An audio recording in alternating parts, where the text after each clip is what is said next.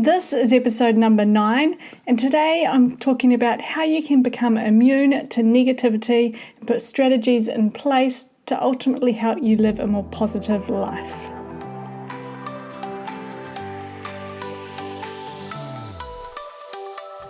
Welcome along to the DressageRiderTraining.com podcast. I'm Nicola Smith, and in each episode I'll bring you an educational or inspiring message to help you unlock your true potential as a dressage athlete. Are you ready? Let's get into it.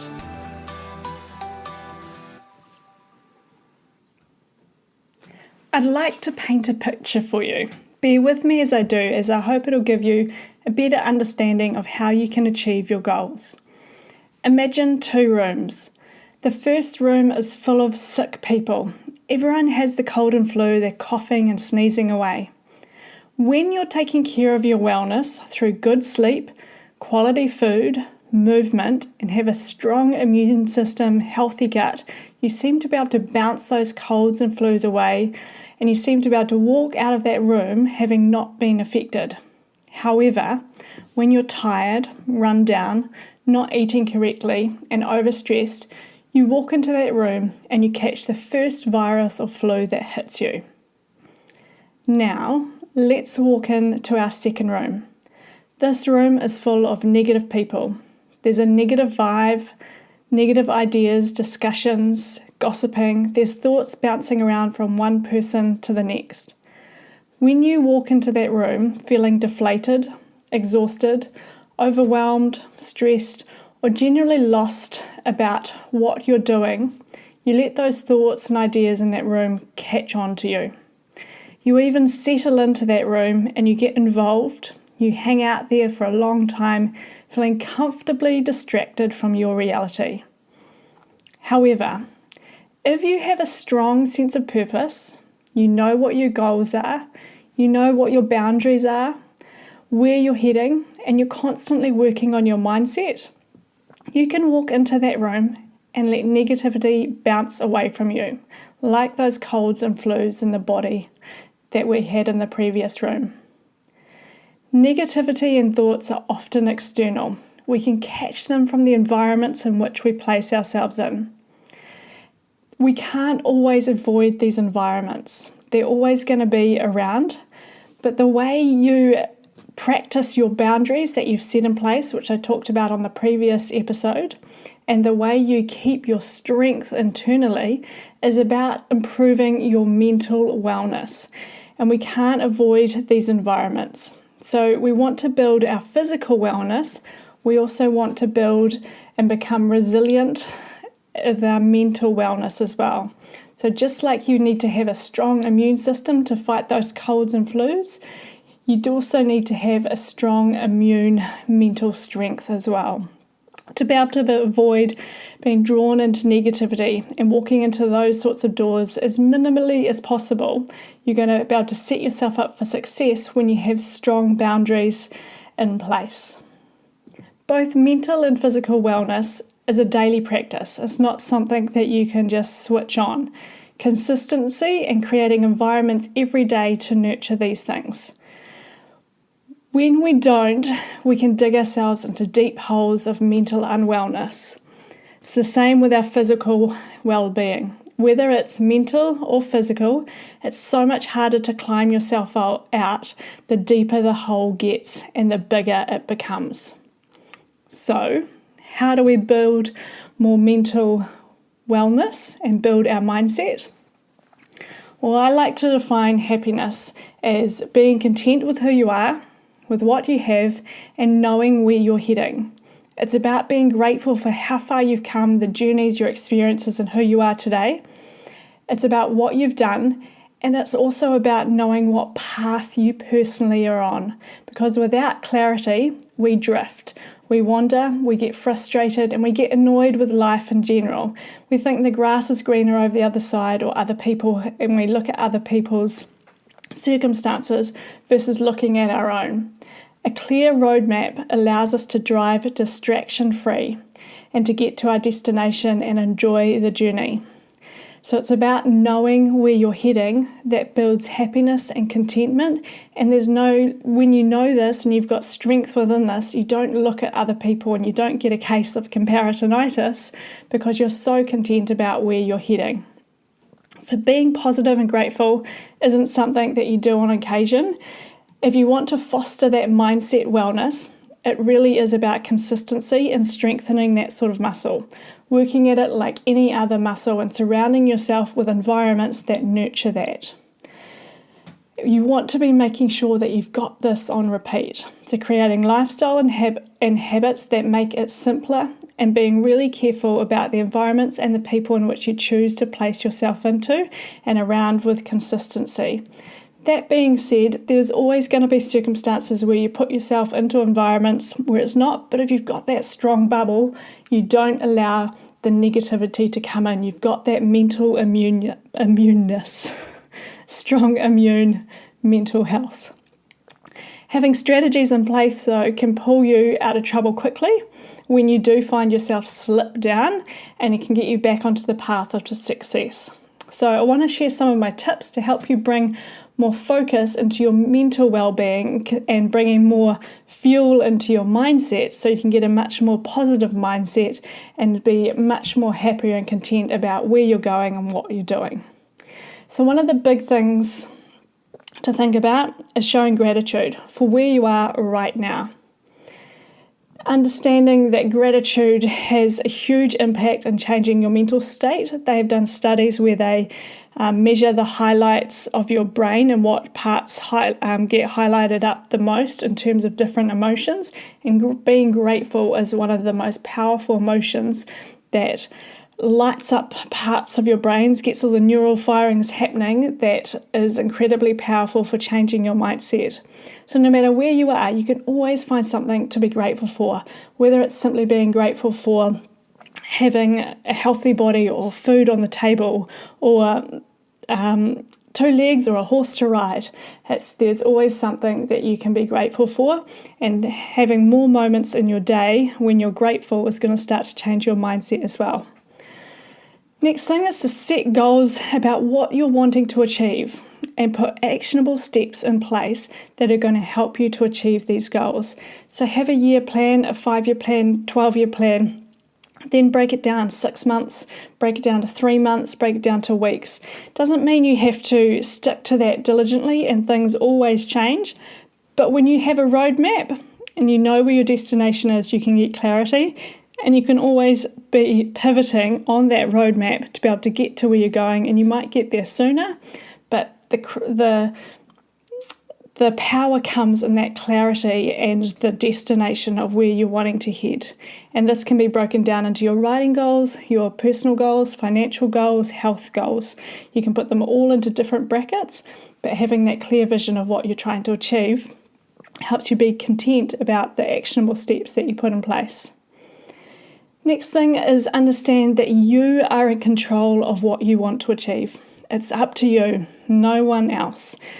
There is power in that, and there is huge power in just knowledge and knowing that you can't rely on somebody else to be able to get you to where you want to go.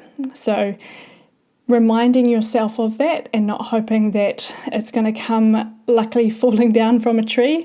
It's all up to you about achieving your goals and where you want to head, and hard work and persistence and patience are magic words, and those overnight success stories that you might hear and you might look upon are usually got 10 years, 20 years of hard, dedicated work behind them and a lot of sweat and tears. Next thing to think about is surround yourself with people who support your vision, people who are going to help you get to where you're wanting to go. And this can be people who you see in person, this can be mentors, this can be through books and putting that type of information into your mind that help you gain the knowledge, the tools that you need to be able to get to where you want to go. Remind yourself daily of what your goals are and what path you're wanting to do. You might like to set up a vision board, you might have a diary. You might even set up a screensaver on your computer. That's one of the things I love to do, is my screensaver has all these images of what I'm wanting to achieve and where I'm wanting to go.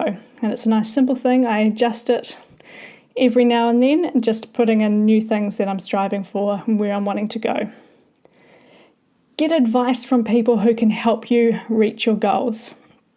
There's a saying out there about you wouldn't take criticism from somebody you wouldn't get advice from, and the same thing goes the other way. So there's a lot of people out there willing to throw out criticism, and there's a lot of people out there willing to give advice, and take advice from the people who have knowledge. So for example, we have built our property here, so our lots of landscaping, lots of building, and I have got advice from people who are good at what they do. So we get advice from the architect for design. We've got advice from a landscape designer to help us design the balance of the property. We've got advice from people about colours.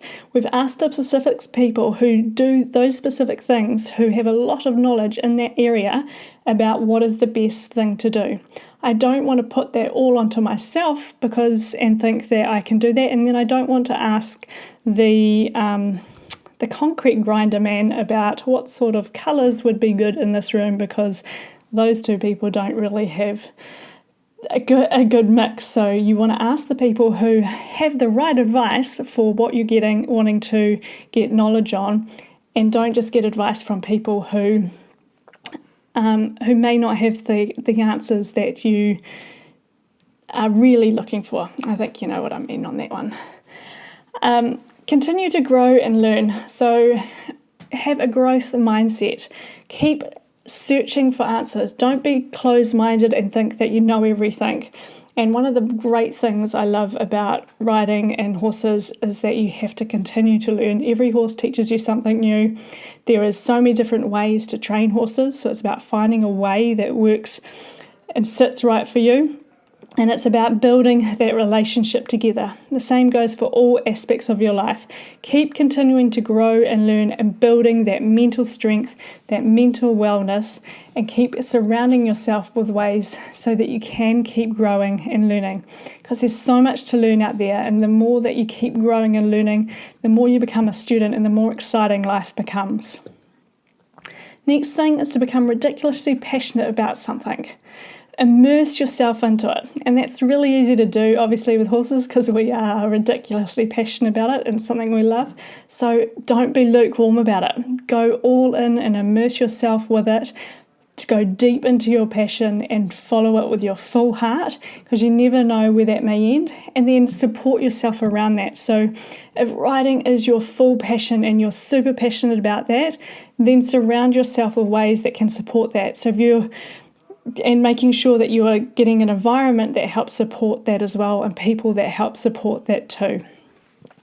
Next thing to think about is letting go of the past, focus on the future and the present moment, and just let go of all the negative chatter and the thoughts that come through about the past and what could go wrong in the future. Just focus on where you're wanting to head and focus on letting go of the negative. And so one of the big things about this is I've brought into the meditation series, that competition meditation series, is the power of letting go and strengthening your mind to let go so that you can become more present.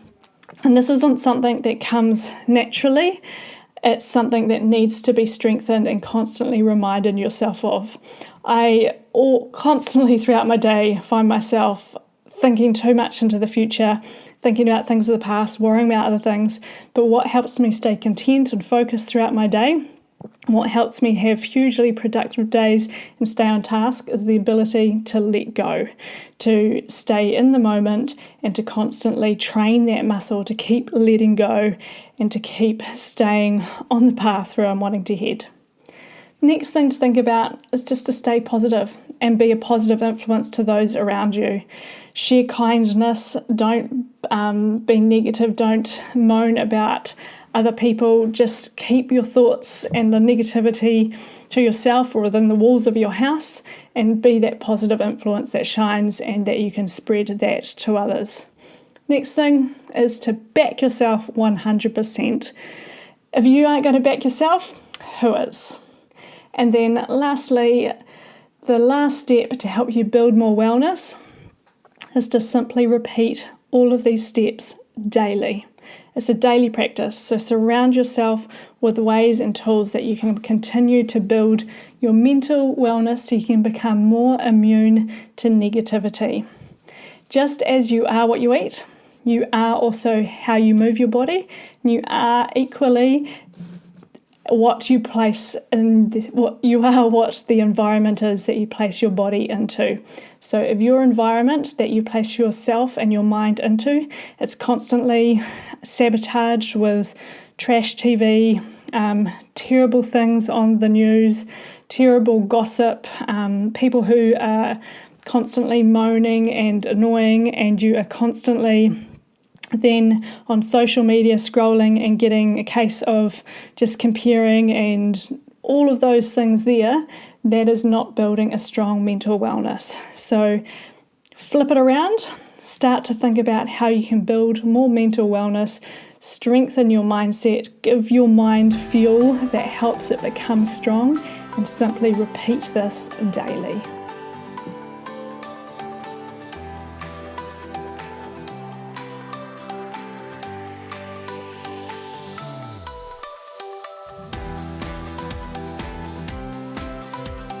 That's it for this episode. If you found it helpful, make sure you download my free guide at dressageridertraining.com. It will help you get started on your journey to becoming the best rider you can be. If you know others who might like the show, please do share this with them. My goal is to help others enjoy their riding even more by taking care of themselves as much as they do their horses. And finally, if you have time to give this podcast a review, it would mean the world to me. Thank you so much for listening, and I'll see you on the next episode.